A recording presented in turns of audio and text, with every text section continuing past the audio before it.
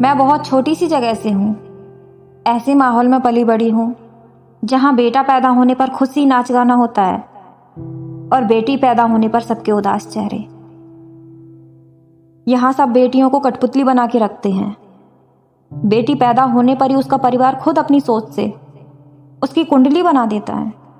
जब स्कूल जाने की उम्र हो जाती है तो लड़के गांव से बाहर शहर के किसी अच्छे स्कूल में पढ़ने चले जाते हैं और लड़की वहीं गांव के सरकारी स्कूल में पढ़ती है। जैसे ही लड़की की उम्र बढ़ती है सब उस पर रोक टोक शुरू कर देते हैं। क्या कर रही हो, कहाँ जा रही हो, बाहर मत जाओ, घर पर रहो, किसी लड़के से बात मत करो, ऐसे कपड़े मत पहनो, सूट पहनो और दुपट्टा ठीक से लो। बाहर लोग गंदी नज़र से देखते हैं। फिर चाहे उनका बेटा किसी की भी बेटी को गंदी नज़र से क्यों ना देखे, उससे कोई फर्क नहीं पड़ता, क्योंकि लड़कों के लिए तो कोई रूल बना ही नहीं है। उनको तो आज़ादी है बाहर घूमने की और किसी भी लड़की को गलत नज़र से देखने की। और अगर बेटी बोले भी कि मम्मी भैया कुछ भी करता रहे, उसको कोई क्यों नहीं रोकता, तो उसको जवाब मिलता है कि वो लड़का है, कुछ भी कर सकता है। लेकिन तुझे पराए घर जाना है, कहीं कोई बात पड़ गई तो हमारी बदनामी हो जाएगी, फिर तुझसे कोई शादी भी नहीं करेगा और तू पूरी जिंदगी हमारे सर पर बोझ बनकर बैठी रहेगी। यहाँ आज भी लड़कियों की शादी जल्दी कर देते हैं। लड़की अगर पढ़ना चाहे तो भी उसको ज़्यादा पढ़ने नहीं दिया जाता।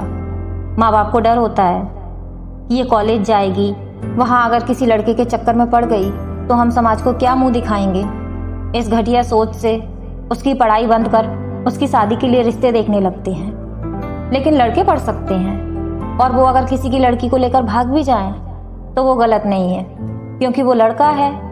उसकी बात पर पता है सब क्या बोलते हैं कि चलो कोई बात नहीं, जो हुआ सो हुआ, अब लड़के को ज़्यादा कुछ मत बोलो, वरना उसने कोई गलत कदम उठा लिया तो हम क्या करेंगे, हम अपना पला पलाया बेटा खो देंगे।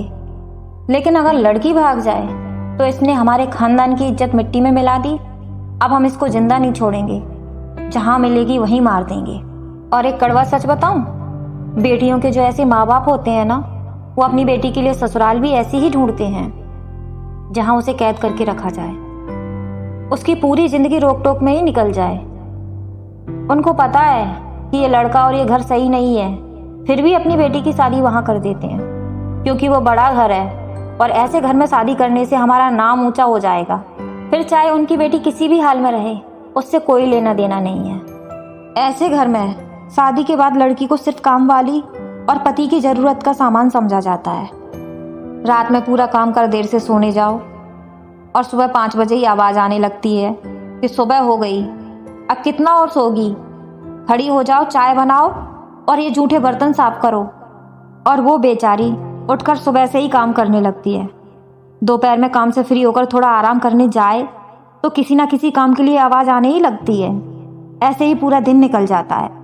अगर रात को पति के साथ थोड़ा बात करने का दिल करे तो पति थक जाते हैं, उनको आराम चाहिए, और जिस दिन पति को ज़रूरत हो उस दिन उनकी थकान पता नहीं कहाँ चली जाती है।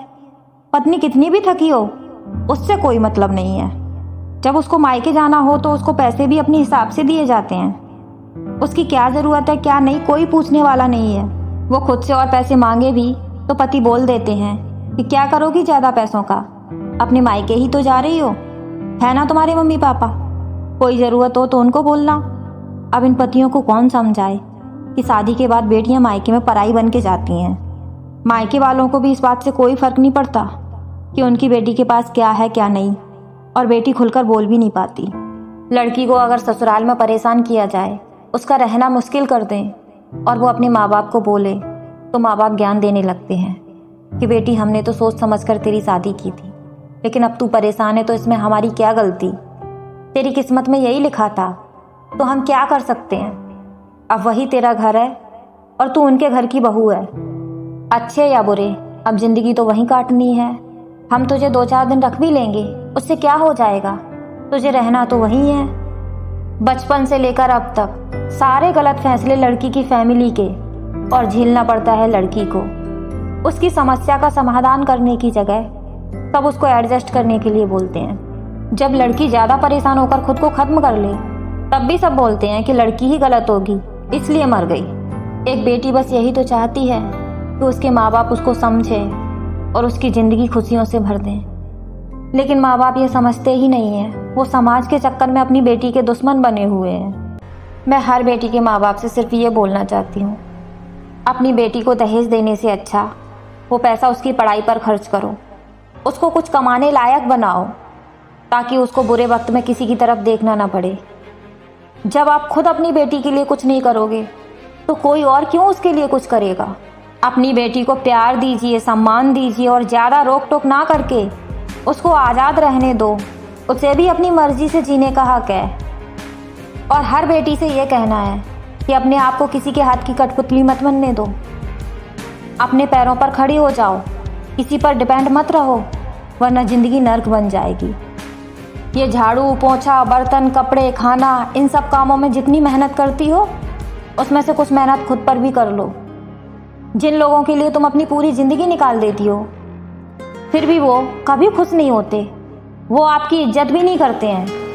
हर बात पर सब नीचा दिखाते हैं, सब पागल समझते हैं। इसलिए ऐसा बनो कि सब आपकी वैल्यू करें। कोई चाहे तो भी आपको अपमानित ना कर पाए। खुद को इतना कामयाब बना लो कि अपने शौक़ और अपने सपने खुद पूरे कर सको। अपनी एक एक चीज़ के लिए किसी से भीख ना मांगनी पड़े। कोई भी यहाँ साथ देने वाला नहीं है। अगर ज़िंदगी में आगे बढ़ना है तो अकेले चलना सीख लो और अपने पैरों पर खड़ी हो जाओ। आज टाइम इतना बदल चुका है कि हमारे लिए भी बहुत कुछ करने को है। जो बोलते हैं लड़कियां कुछ नहीं कर सकती, उनको ऊंचाइयों को छूकर दिखाओ। और जो तुम्हें कमज़ोर समझते हैं उनके मुंह पर सक्सेस का तमाचा मार दो।